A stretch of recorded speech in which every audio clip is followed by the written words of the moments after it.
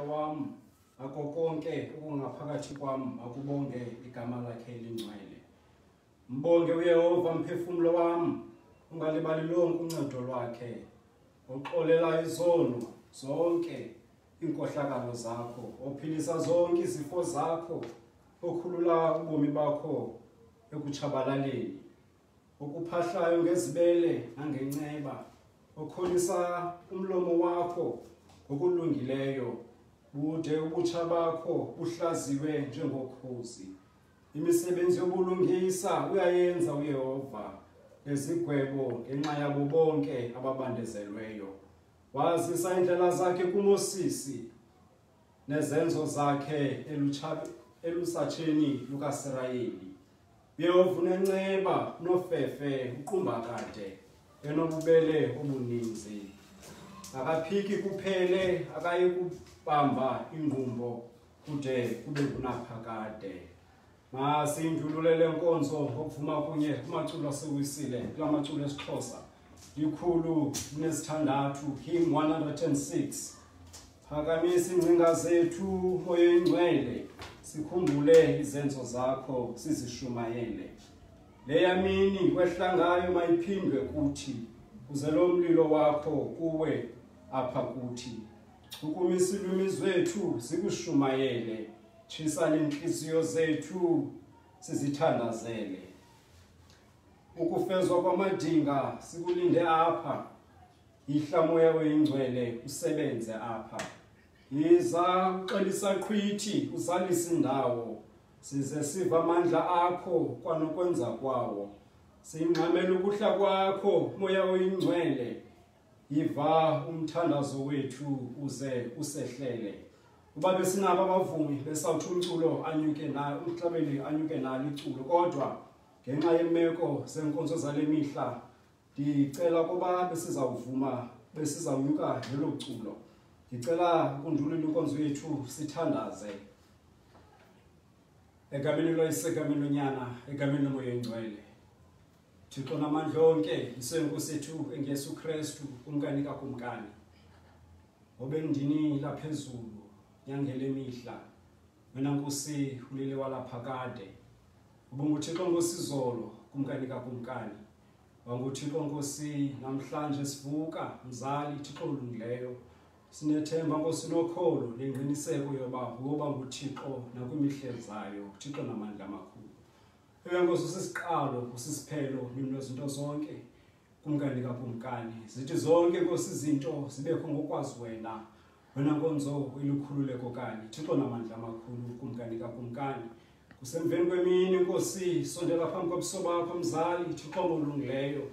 Cela Nkosi amandla akho ahlele Nkosi kuyo le ndawo kumkani kakumkani. Ewe Nkosi usincedile wasiphephisa ebudeni bemini Thixo namandla amakhulu.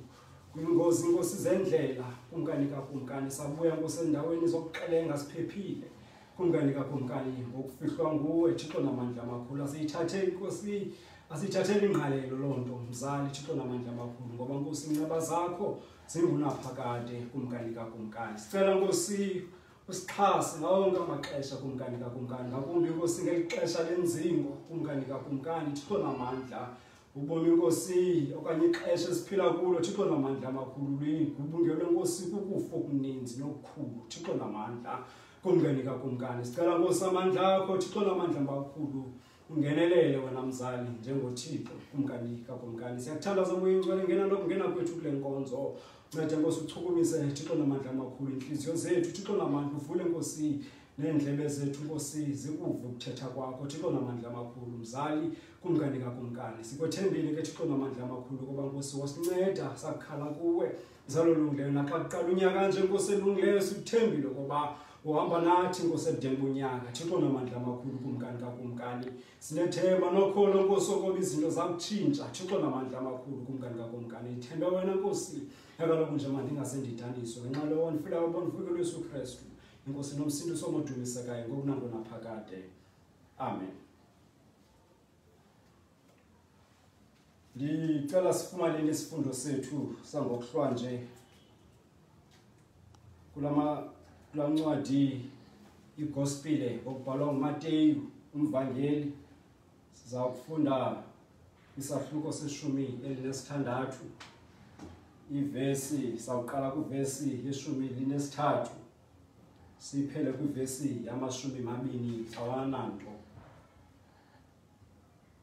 Let us receive our scripture reading this evening from the Gospel according to St. Luke. We read from chapter 16. We commence reading from verse 13 till verse 20. Zawucela ke sifunde nabo bayifumeneyo emakhaya. Isihloko ndaba uPetros uvuma ukuba uYesu unguKristu. Akufika uYesu emacaleni aseKesareya yakwaFilipi.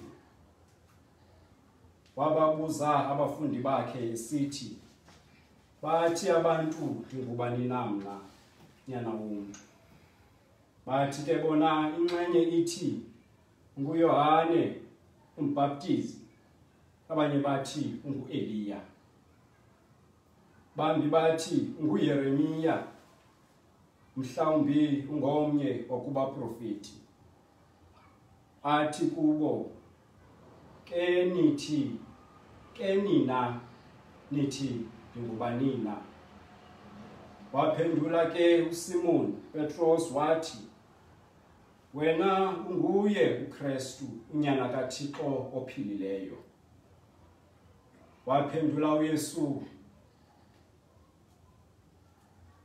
wathi kuye, unoyolo Simon kaYona, ngokuba akutyhilelwanga oku inyama nagazi, ukutyhilelwe nguBaba osemazulwini. Nam ke ndithi kuwe, unguPetros wena, ndiyakulakhela phezu kolulwalwa ibandla lam, namasango elabafileyo akayi kuloyisa. Ndiyakukunika izithixo zobukumkani bamazulu, kuthi ke othe wakubopha emhlabeni kubopheke emazulwini, kuthi othe wakukhulula emhlabeni kukhululeke emazulwini. Babayala abafundi bakhe ukuba bangaxeleli bani ukuba yena unguYesu uKristu. Eli lilizwi lenkosi. Yanga inkosi engibawo ehlala ilawula kuzo zonke indawo ingakusikelela ukufundwa kweli lizwi lithamsanqelise ngayo uYesu Kristu, inkosi nomsindisi wethu ngokunaphakade. Amen. Uba besizawuvuma iculo, ndawucela sikhangele elaculo hymn 186 kulamaculo esiXhosa. Leli culo eliyintonga yam iminyaka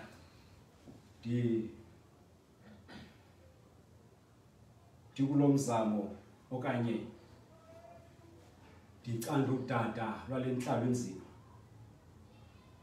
Njengoko ndinjalo Nkosi, ndithembele kuwe wedwa, nguwe ondibizileyo kungoko ndizayo. Akukho limbi icebo lokuhlambulula isono, nguwe ongandicokisayo kungoko ndizayo. Ndiphakathi kwamadabi andithandabuzisayo, andibangela ukoyika kungoko ndizayo. Ndilihlwempu ndiyimfama, andiphili ngenxa zonke, nguwe onokundinalisa kungoko ndizayo. Ndingonje ke wondamkele, uxolele uvuyise ngokwesakho isithembiso kungoko ndizayo. Olothando lwakho Nkosi lundincamisile kanye, mandibe ngowakho Nkosi kungoko ndizayo. Ubunzulu boluthando mandibuve ndiselapha, ze ndifezelwe ezulwini kungoko ndizayo. Besawucenga eloculo lizoba liculo lizasikhokhelisa kwisifundo sethu okanye kwilizwi lethu langokuhlwanje zigildas naye wonke umuntu obukeleyo ngokuhlwanje. Mandiqala apha ke ndithabathe lithuba ndibulise lo nyaka umtsha kuwonke umuntu obubonayo ubuso bam nakuye wonke umuntu olivayo ilizwi lam. Ndisithi kuni nonke inhliziyonye ndlelanye. Okokuqala ndibulele okanye okwesininzi ndibulele abazalwane abaququzelela umsebenzi wezinkonzo zelikhathi lonxibelelwano, umsebenzi omhle noncomekayo abawenzayo. Ndibuleleke nenceba kaThixo ethe yawa nakule mbewu yakwaBhodla. Ndibulele inceba kaThixo ngokungasenzisiyo. Ngixolise kakhulu nangexesha zibe khona izinto nje ezifuna ubaqatha kunathi kule technology, kodwa ke ndiyathemba ukuba isixoliso sami noko siyawukwamkeleka. Kule ncwadi sifunde kuyo kaMateyu sahluko 16, safunda la passage iqala ku verse 13 uyoma ku verse 20. Sithi sihloko ndaba uPetros uvuma ukuba uYesu unguKristu. Sikhawulezile zama ke lobuyisela xesha sendilichithile elininzi bekufanele uba ngoku senze ezinye izinto, inkonzo seyiphumile. Sidibana apha kwesahluko loYesu. uYesu uhlele nabafundi bakhe. Uthi umbhaleli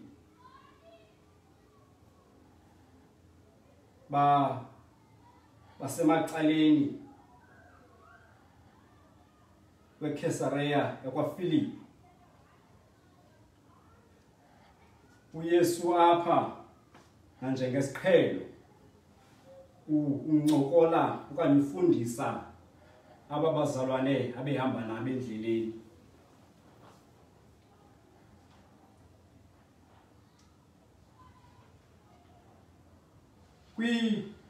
Kwizahluko ke ezingaphambili siyaphawula ukuba uYesu ixesha elininzi abengumuntu uhlele eadressa inginginya zabantu, esenza nemiqondiso phambi kwabo kunye nababhali namaFarisi.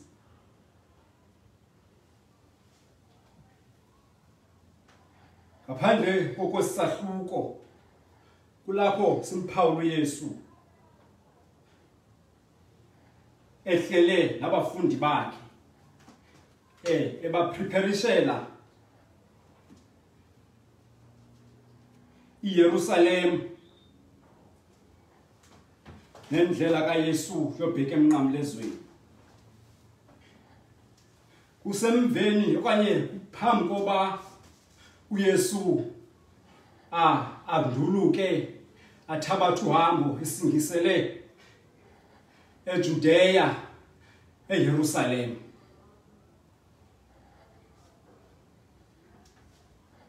Apha ke kule ndawo ahlele kuyo uYesu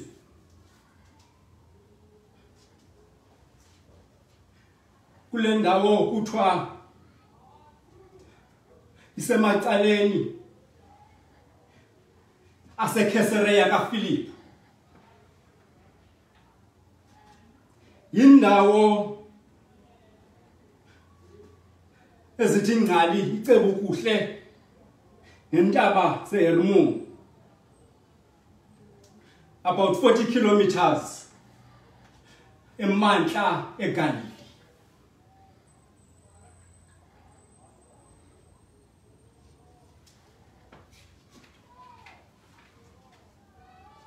Sidibana noYesu apha ethetha nabafundi bakhe, and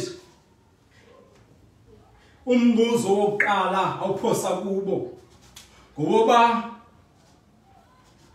bathi abantu aba ndingubani. Ilizwi lamazwi kaThixo.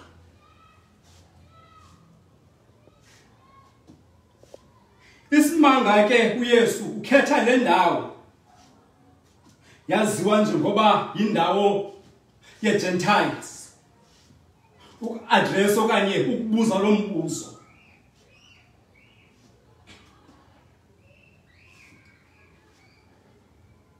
Lonto ukodwa inento nje ehighlightayo kuyo yonke le mission kaYesu okanye injongo kaYesu yoba phezulu kwalentaba.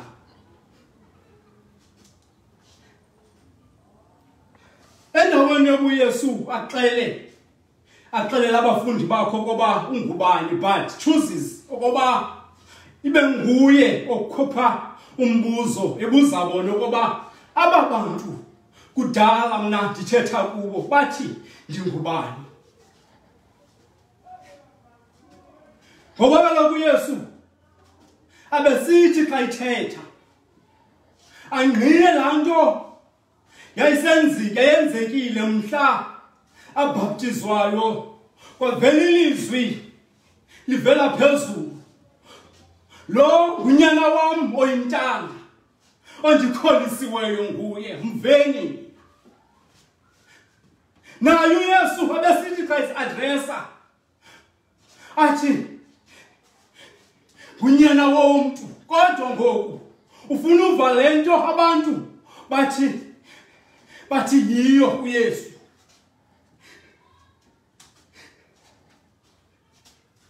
Ithi impendulo yabafundi bakaYesu, abanye bathi nguJohane umbhaptizi, abanye bathi unguEliya, bambi bathi unguYeremiya, bathi abanye ungomnye kubaprofeti. Now ayingoPetros ophendulayo, kodwa ithi imbali abafundi bakaYesu baphendule bathi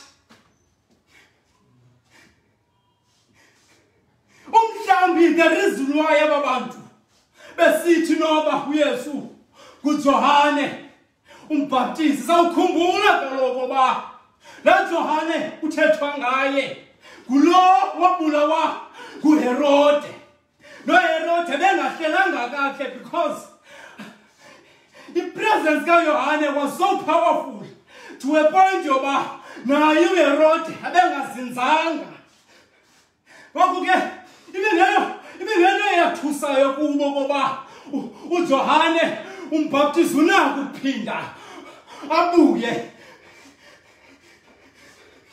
Abanye bathi uEliya, mhlawumbi kungenxa yemiqondiso uYesu abayenza.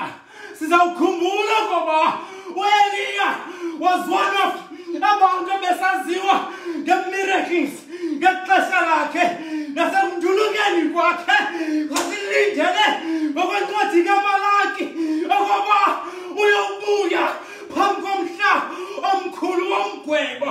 Mhlawumbi yiyo le nto ababazalwane bacinga okokuba uYesu inganguye uEliya ngenxa yemiqondiso ebesayibonile kaYesu phambi kwabo.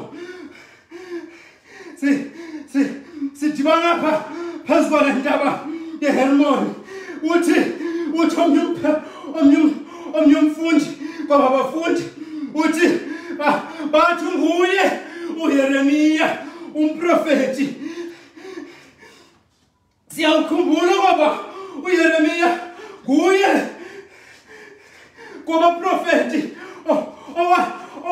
owapredicta ukuchithwa kweJerusalem nokutshatyalaliswa kwetempile. Mhlawumbi yenye yezinto einfluence uqikelelo lwabo ngoba bakhankanye naye uYeremiya. Now, it is interesting, Gilders.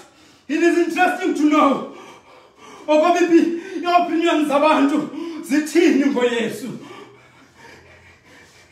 And it is at this point apho umuntu funeke aqiniseke ngoba uphendula njani lo mbuzo, because impendulo yakho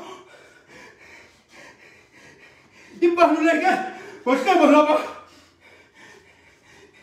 inika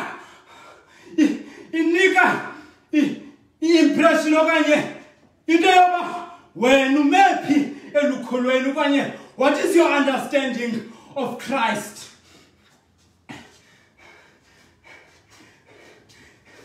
I-critical ngolo hlobo lombuzo ababuza wona uYesu.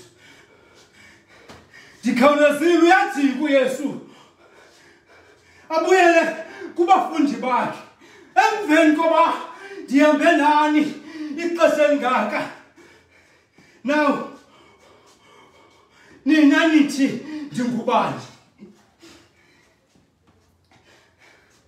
Nansi ngxaki. There was a moment of silence. Abazalwane yangomnye ujonga komnye akwabikho umuntu ufuna ukuphendula. We might have known uPetros ke njenge-spokesperson sabadisipile bakaYesu nanjengomzalwane okanye nanjengomdisipile abekugada umbekweni ekuthetheni phambi kwabanye abadisipile.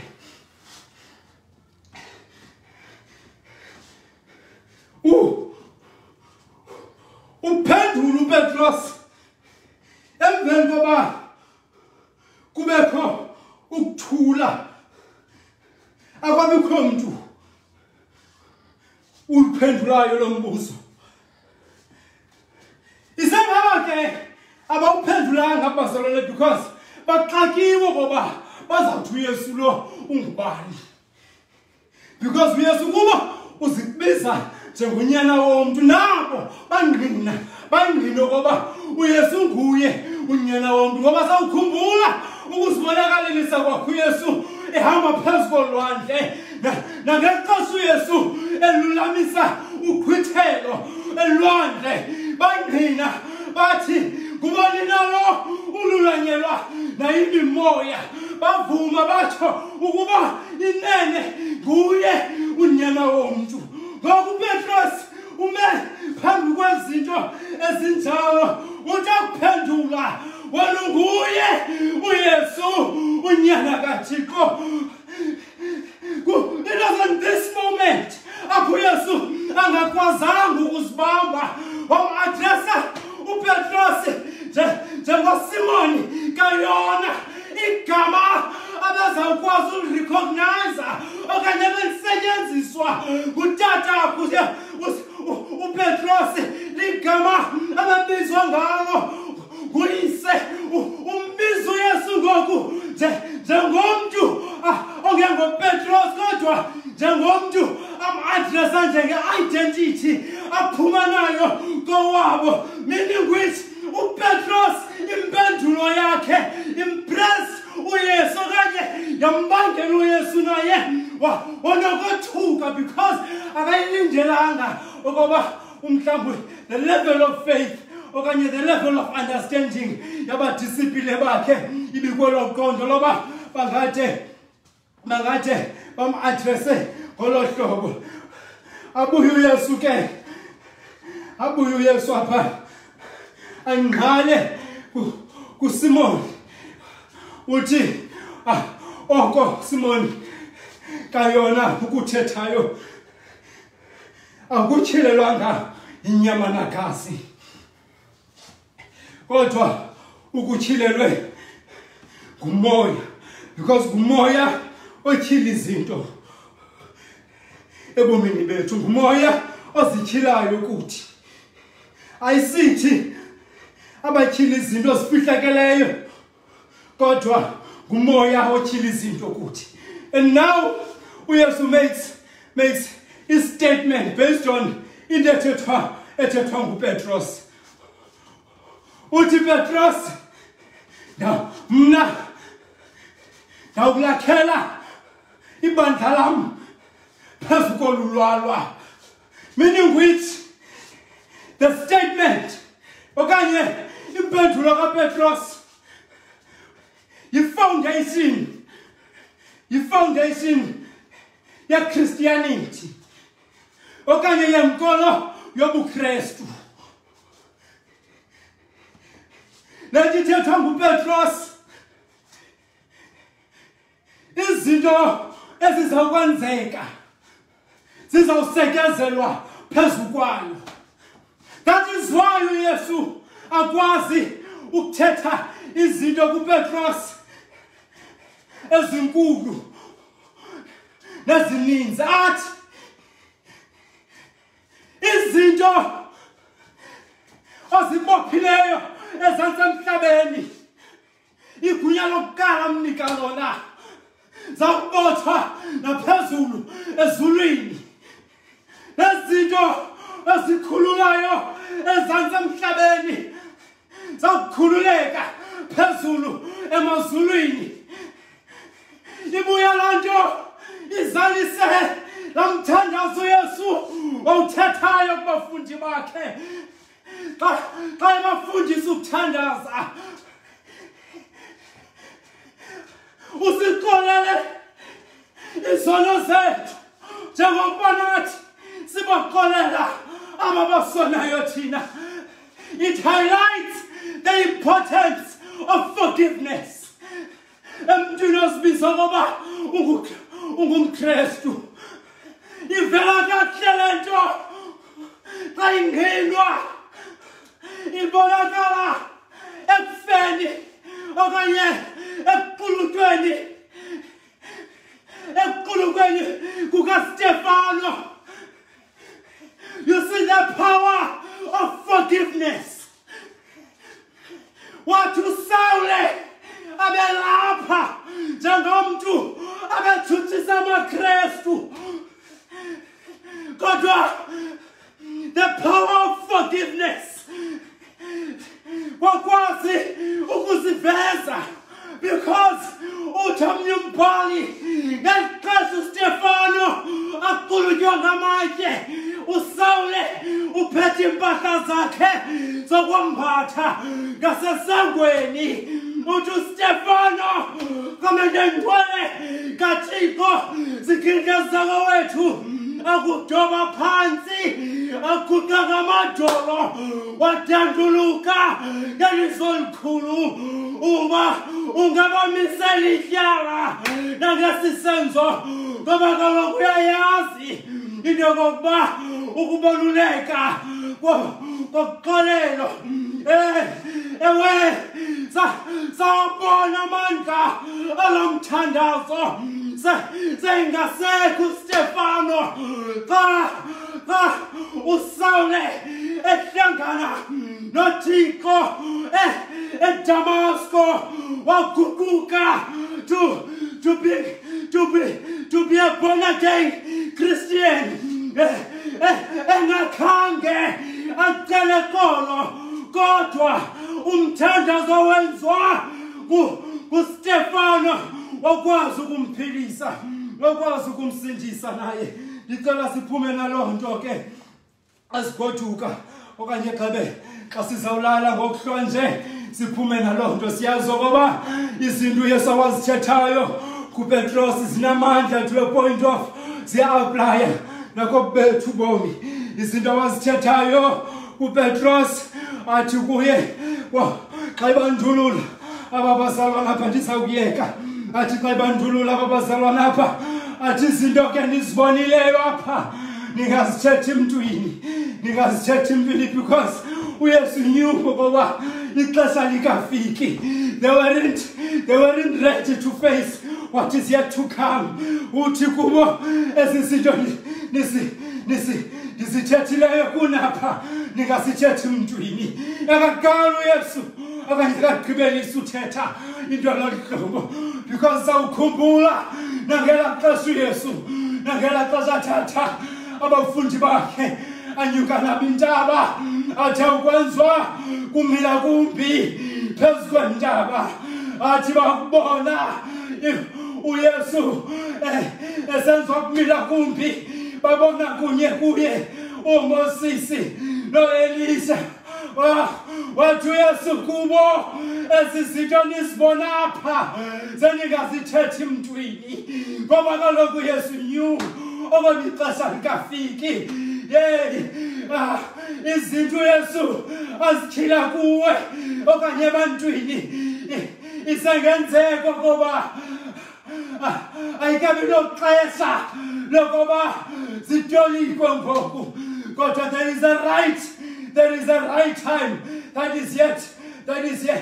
is still to come ngoba uYesu abeyazi ukuba kusafuneka kubhekwa Jerusalem kusafuneka kubhekwa Jerusalem ezizinto abazazi ngoku abazukwazi ukuzimela ngoba kaloku ebingekafiki imini yobathaska yabathumele esizweni ibingekafiki imini ye-Great Commission athi uYesu avuka ekufeni athi uYesu akubuya adibane nabafundi bakhe athi akubachitha athi hambani niyokusenza abafundi kuzo zonke inhlanga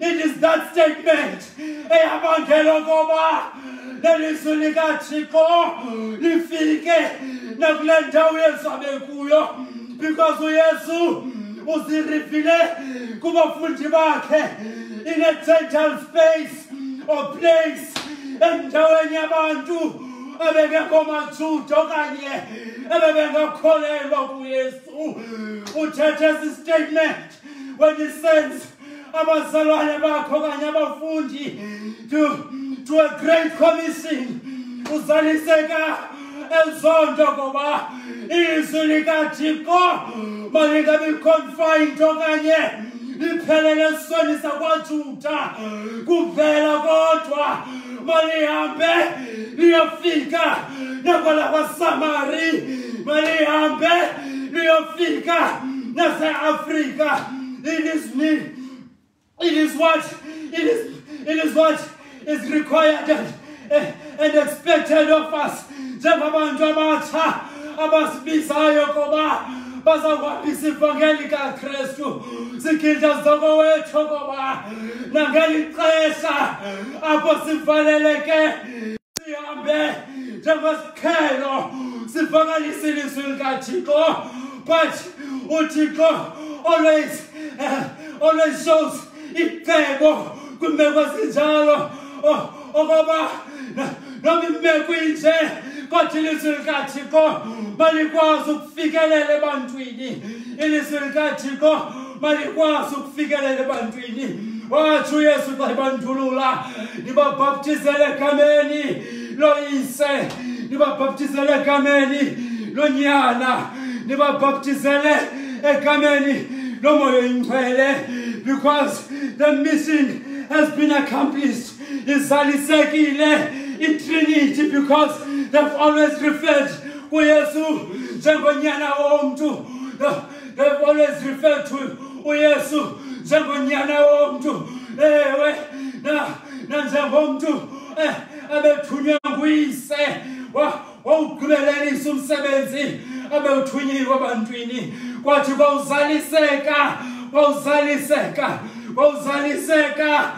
kwawuzaliseka isiqu sesithathu awabathembisayo uYesu ngaso wathi ndawunithumela mna umthetheleli umoya oyingcwele elilizwi lenkosi inkosi engibawe ehlala emazulwini ehlala ilawula ngobukhosi uzo zonke indawo mayisikelele ukufunda kwelizwi layo kokuhlwanje ikuthambise ngimelise ngokunangona phakade amen.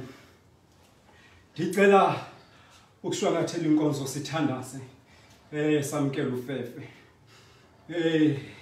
Thixo namandla amakhulu yisebenza Nkosi yami Jesu Kristu mzali Thixo namandla ilizwi lakho Nkosi linguwe kumkanika kumkani ilizwi lakho Nkosi Thixo namandla amakhulu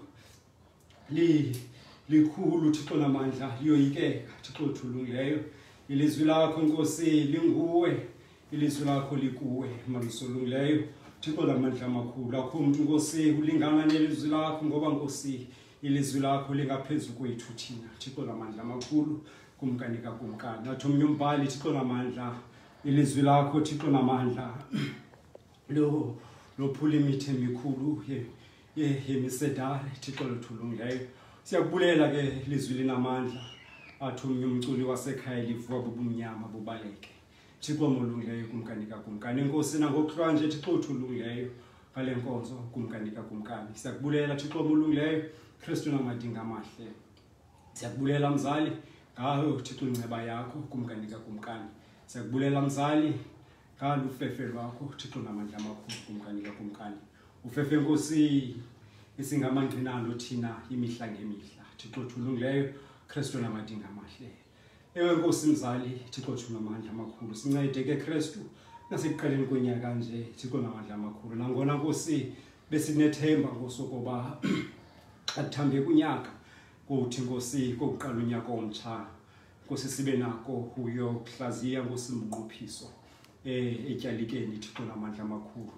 Nkosi sihlangabezane nabo abazalwane Thixo namandla amakhulu siqhelileyo Nkosi ukuvuma kunye nabo Thixo namandla amakhulu. Bahambi Nkosi basuke kukufa ngenxa yesifo esikhulu Nkosi esibhubhisayo kumkanika kumkani. Siyakucela ke Nkosi njengoko wenzayo kwimihle ngaphambili Thixo amandla amakhulu kumkanika kumkani.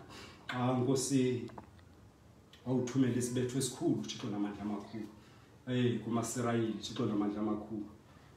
Bafa abantu abaninzi Thixo namandla amakhulu. Wathi Nkosi abantu bakho bokucela Thixo namandla amakhulu kumkanika kumkani. Wathi Nkosi ngenceba yakho Thixo namandla amakhulu wasinqanda isithunywa eso kumkanika kumkani. Siyakucela nangalethu ixesha Nkosi luleyo usenzele inceba Thixo namandla amakhulu. Usenzele inceba Nkosi elungileyo ukunqanda ukufoka ungaka Thixo namandla amakhulu. Sithe Nkosi asiseva Nkosi nokuba Thixo namandla amakhulu kuza ngaphi okanye kubheka ngaphi Thixo namandla amakhulu. Kodwa Nkosi besiyibulelayo inceba yakho leke Nkosi sivuka Thixo namandla amakhulu sisenewo umphefumulo Thixo namandla phakathi Thixo namandla kule mizimba siboleke yona. Siyakubulela ke mzali Thixo namandla amakhulu. Sikuthembile Thixo namandla amakhulu kuba angoThixo wethu wena ongakwaziyo ukusimamela nokusiva usiphulaphula Nkosi kwaye uyakusiphendula Thixo namandla onke kumkanika kumkani. Siyakuthandaza ke Nkosi nangokuhlwanjwa benathi Thixo namandla amakhulu. Sithi Nkosi sakulala ngokuhlwa ulale nathi wena Thixo wethu namandla amakhulu kumkanika kumkani. Siyakuthandaza Nkosi elungileyo sikuthembile sokuba sicela kuwe Nkosi sinyanisekile wena mzali nakho ukusenzela. Cela konke igameni lasegazini lomfeni omvuku wethu Yesu Kristu ngokunangona phakade. Kulowo ke unakho ukusigcina singabi nalo nechaphaza lesono. Simise phambi kwethrone yakhe sidloba sivuya sisemvuyelelweni. Uyehova uThixo yedwa nakho ukwenza oko. Kuye makubekho uzuko imbeko ubukhulu ububele nobungangamsha uzeluthu babalole Nkosi yethu Yesu Kristu. Uthando kaThixo iselo budlala bomoya ingcwele bonwabisi buhlale buphumule kuthi sonke ngokunangona phakade. Amen.